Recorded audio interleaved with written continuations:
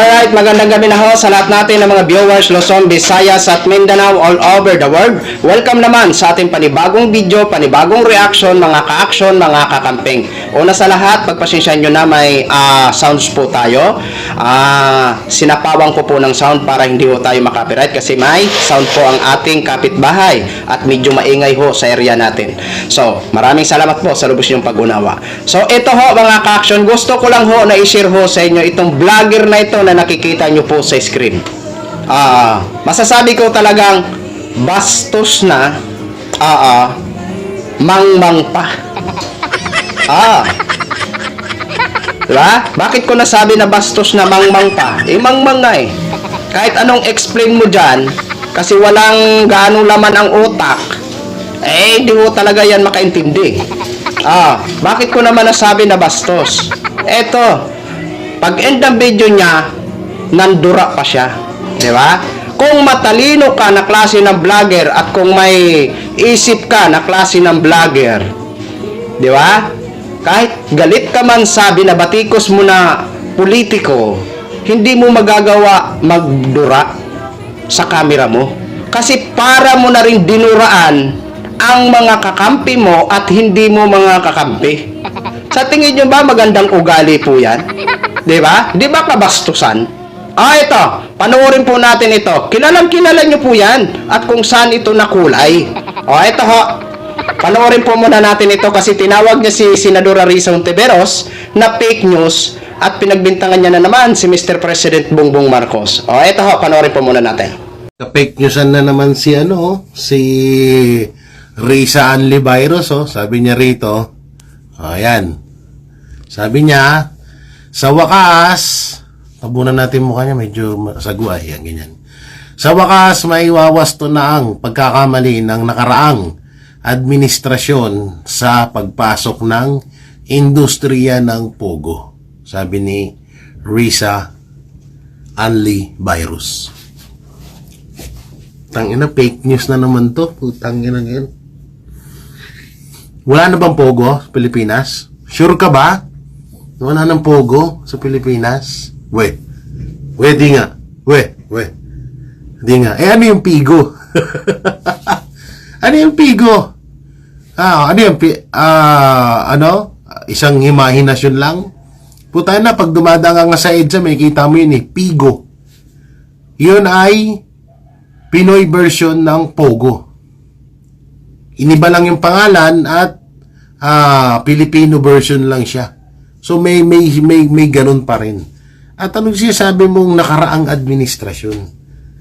Yung mga Pogo. Una-una kasi ganito yan. Noong panahon ng administrasyon ni Pangulong Duterte, legal ang Pogo. May may prangkisa at may binabayaran sa gobyerno.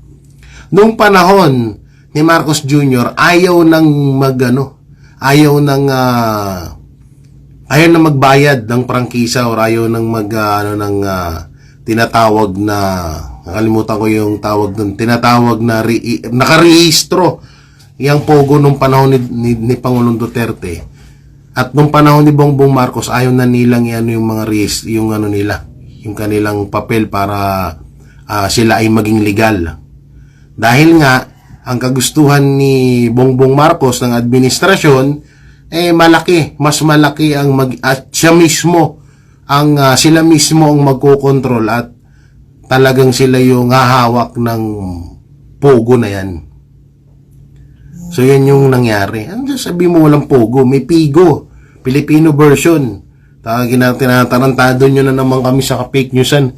Yan ba yung tatakbong presidente ng Pilipinas? Pwah! Ulol mo. Yun na ho, mga ka-action na nga kakampeng. Diba, nandura? Wala stick to. Wala. Alam mo, lumaki lang ang ulo mo, lumaki ang katawan mo. Ewan ko kung may laman ba yan na magandang isipan. Yung pag-iisip. Diba? Okay lang sana mandura sa harap ng kamera kung gwapo-gwapo na sana. Hindi man sa pinagyayabang, hindi man sa pinagmamalaki. Lamang yata ako dyan ng 5 paligo Sa totoo lang. Di ba? Isipin nyo, tama ba yung ginawa niya? Mandura sa harap ng camera? Kayo na mga viewers, tama ba yon? Siyempre, mga kakampi kayo eh. Oh. Pero kung isipin nyo ng mabuti, kayo na rin ang dinuraan yan. Kahit kakampi kayo. Di ba? But anyway, tinawag niya na fake news si Senadora. Dahil ang Pigo daw at Pogo ay, yung Pigo daw ay Filipino version daw yan ng Pogo sa Pilipinas. O kung hindi ba naman tanga ay sorry. Kung hindi ba naman syunga-syunga? Oo. Alam mo, G. Guevara, magkaiba ang Pigo, magkaiba ang Pogo. Mamaya ipapanood ko sa iyo ha, para maintindihan at magkaroon ng laman ang utak mo. Kung ano nga ba ang Pigo at Pogo. 'Di ba? At ano yung sinasabi mo na si Mr. President Bongbong Marcos ang maghawak at magkontrol ng Pogo?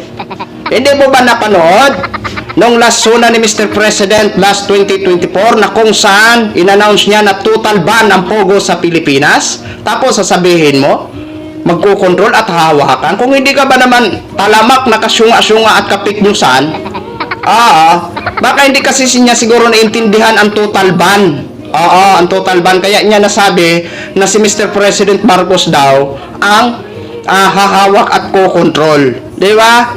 Aba, G. Guevara, nagbabasa ka ba? Marunong ka ba mag-research? I-research mo nga ang total ban kung anong ibig sabihin ng total ban. Baka hindi kasi naintindihan ni G. Guevara ang total ban eh. Kaya kung ano-anong pinagbibintang kay Mr. President Bongbong Marcos. Isipin mo common sense, G. Guevara ha. Pigo, Pogo. Sa spelling magkaiba. Isang letra. Di ba? Pero magkaiba yan. G. Guevara. Di ba? Ito ho. Panoorin mo muna to. Panoorin muna natin to mga ka-action, mga kakamping. Kasi kung ako magsalita, baka ayaw niyong maniwala. Pero ito na, abogado ang magsasalita. At G. Guevara, sana mapanood mo ito nang malaman mo na magkaiba din pala ang Pigo at Pogo. Ito ho, panoorin po muna natin. Question, Maricar Sargan, Brigada FM. Ma'am, good morning. Si Senate President Escudero, binanggit niya po na aside from Pogo ban, bukas po ba yung palasyo regarding naman sa Pigo ban or Philippine Inland Gaming? Kasi ang binabanggit niya po ay mas biktima daw po yung mga Pilipino dito sa online o sa local online gambling. Bukas po ba yung palasyo na i-ban din po yung Pigo? Okay, as of now, napag-aralan po, well, anyway, continuing study po, ang ginagawa natin patungkol po sa Pigo. Okay, pinagkumpara po ngayon kung ano yung nangyari sa Pogo at saka sa Pigo. Sa Pogo, kaya po siya na-ban, total ban, dahil marami pong nangyayaring krimen because of the Pogo. Pero as of now, lumalabas po sa pag-aaral ay hindi po ito nagkikreate o nakakagawa ng krimen. Hindi siya nagiging cause o hindi siya yung nagiging dahilan, yung Pigo, para magkagawa ng krimen. Siguro kung meron po mga statistics or data, mas maganda pong ipasa po sa amin yan para makonsider po yan kung kinakailangang i-ban din po ang Pigo. Pero maliban po dyan, ang Pogo po, ang hinahire po nila karaniwan ay mga foreigners. Samantalang sa Pigo po, ang sinasabi po rito, 90% Filipinos ang nagtatrabaho. And yung Pogo po, kapag sila nag-a-advertise, labas po ang pera. Pero ang mga Pigos po, kapag they spend marketing advertisement, no? Yung marketing money in the Philippines, pasok po yan sa Pilipinas. And yung Pogo po, mapapansin natin, hindi po siya, nagkaroon man ng magandang pagbabayad ng tax, pero hindi po lahat. Dahil sabi nga natin, kapag kami binigyan ng isang license, minsan nakakaroon ng sub-licenses. Yung 10 na yun, hindi nagbabayad ng tax. So, nananakawan po ang Pilipinas ng mga Pogo. Samantalang sa Pigo po, nagbibigay rin po siya ng napakalaking tax sa atin. Well, anyway, kung mangyayari ulit, yung nangyari sa Pogo, dito sa Pigo, hindi po mag-aatubili ang Pangulo na magkaroon din po ng total ban sa PIGO. Pero syempre, kailanganin po natin ng data patungkol dito.